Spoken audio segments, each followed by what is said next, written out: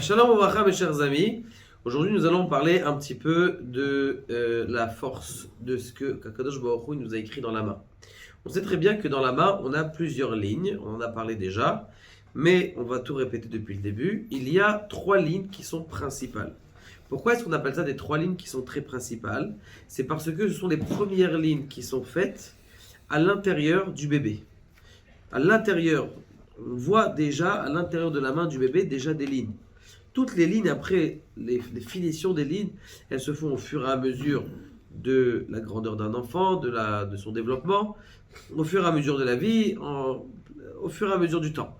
Mais les lignes du début, eh bien, elles sont à l'intérieur même de l'enfant. Dès qu'il naît déjà, il a des lignes bien dessinées, mais il y a toujours, dans tous les styles de personnages dans le monde entier, toutes les tendances du monde et toutes les peuplades du monde, parce qu'il y a des différences même dans les peuplades au niveau de la main, où ces trois lignes, elles sont obligées d'être là. C'est la ligne d'en haut, c'est-à-dire la ligne du cœur. La ligne du milieu qui est ici, c'est la ligne de la sagesse.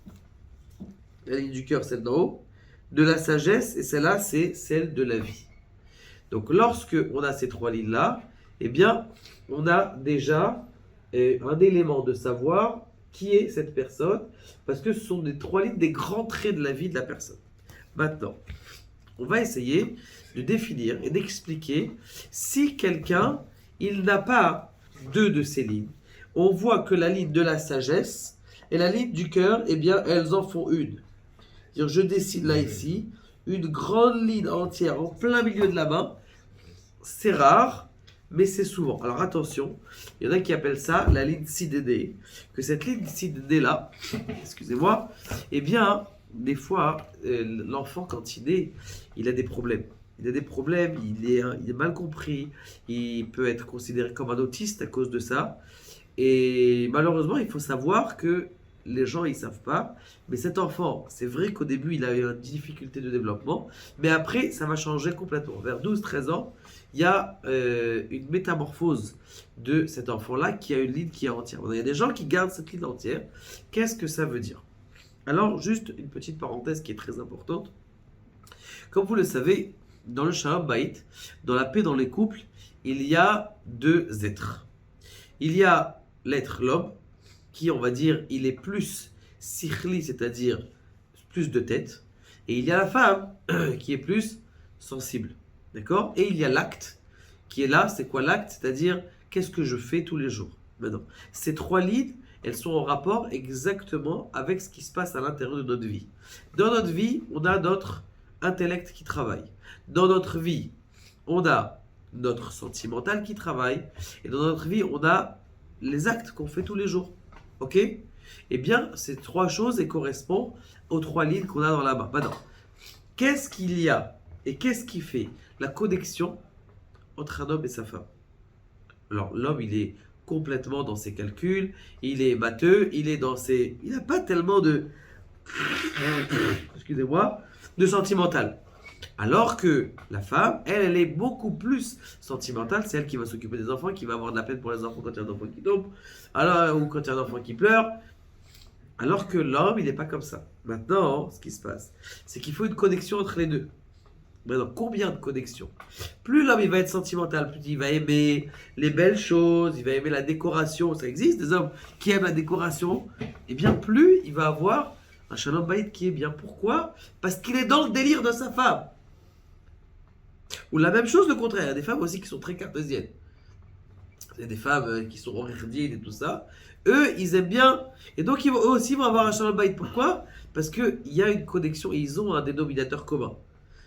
Quand c'est très opposé, c'est-à-dire que j'ai un homme qui est complètement dans son travail et une femme qui est complètement à la maison, alors on ne voit pas le mari toute la journée, il est toute la journée dans son travail, dans son intellectuel, dans sa construction personnelle, il s'occupe pas de sa maison et la femme elle dit à la fin, tu me saoules, ça m'intéresse pas de vivre avec toi. Maintenant, donc ça veut dire qu'il y a ici un besoin de connexion entre le sentimental et l'intellectuel. Ainsi, cet homme-là, qui a cette ligne, qui est complètement mélangée, qu'est-ce que ça veut dire? Ça veut dire que son sentimental, il est complètement rattaché avec son intellect. Qu'est-ce que ça fait? Qu'est-ce que ça fait d'un homme comme ça? Eh bien, c'est quelqu'un qui a une concentration extraordinaire.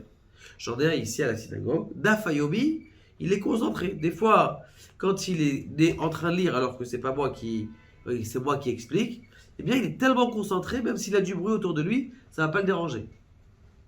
Pourquoi? Parce que son sechel est dans son regesh.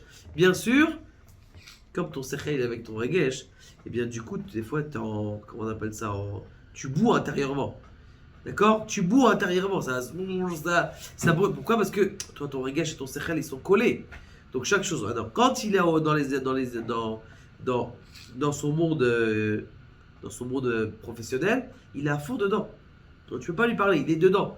Il est dans son monde professionnel. Ça, c'est quelqu'un qui est libre, qui est droite et. Non. C'est sûr que c'est bien d'avoir des deux lignes. Non, on ne peut pas choisir. Par contre, on peut se travailler. Comme on a dit, comme il a dit le Stapler, lorsque quelqu'un il prie ou qu'il veuille, c'est-à-dire qu'il décide de définir sa volonté, eh bien les lignes de sa main, elles doivent changer, elles peuvent changer. Donc a priori, c'est quelque chose qui est positif. Alors ça, c'est l'explication, il faut savoir, quand on est en train d'expliquer toutes les choses qu'on est en train d'expliquer sur la main, c'est une explication qui est psychologique. Mais il faut savoir que dans la main, il y a une autre explication du Zohar qui en vérité, il parle que de Gilgulim, des choses qui sont très cachées de nous. Ça, on n'est pas en train de le dévoiler dans les vidéos. Parce que déjà, c'est tellement compliqué qu'on ne va pas le dévoiler. Et donc, ce qu'on donne, c'est qu'on donne juste des éléments qui sont là. Maintenant, qu'est-ce que tu vas faire pour avoir une connexion avec ta femme, pour avoir un shalom bayit qui est bien? Eh bien, celui-là, par exemple, il est tellement ou que dans le regesh, ou son regesh, il est mélangé avec son intellect, il a du mal à gérer. D'accord? Donc, il faut qu'il arrive à un équilibre qui soit extraordinaire pour pouvoir essayer de ressentir sa femme, de savoir construire. Il y a des couples qui sont mariés 10 ans, ils n'ont même pas commencé à construire quelque chose. Elle ne savait même pas, Bichlal, où est-ce qu'ils sont mariés, ils ne savaient même pas où est-ce qu'elle est sa femme. Pourquoi? Parce qu'ils sont de deux mondes complètement différents. Donc, réponse. Maintenant, ce qui se passe, c'est que la ligne d'en haut, en vérité, c'est ce qu'on appelle, je vous la remontre, la ligne d'en haut, c'est la ligne du cœur. La ligne du cœur, ça veut dire la ligne du sentimental, ce qu'on appelle aussi en Kabbalah la ligne de la Parnassa. D'accord? La ligne du milieu, c'est la ligne de la sagesse. D'accord? Plus elle est profonde, plus elle est grande, plus elle est belle, ça veut dire que c'est quelqu'un qui a, comment on appelle ça, une force d'intellect puissante. Et la vie, on en parlera après. Donc, plus elles sont collées, plus il faut essayer de trouver un équilibre entre l'intellect et comment on appelle ça, et le sentimental. Quelqu'un qui arrive à un équilibre extraordinaire entre l'intellect et le sentimental, il a réussi sa vie. Parce qu'il a développé et son intellect, c'est-à-dire son personnel, son développement personnel, et en plus de ça, eh bien, il a développé le sentimental et il va être autour de lui, dans les gens, dans le vécu, et c'est ça que ça va faire de lui un homme qui est heureux. Baruch Adonai,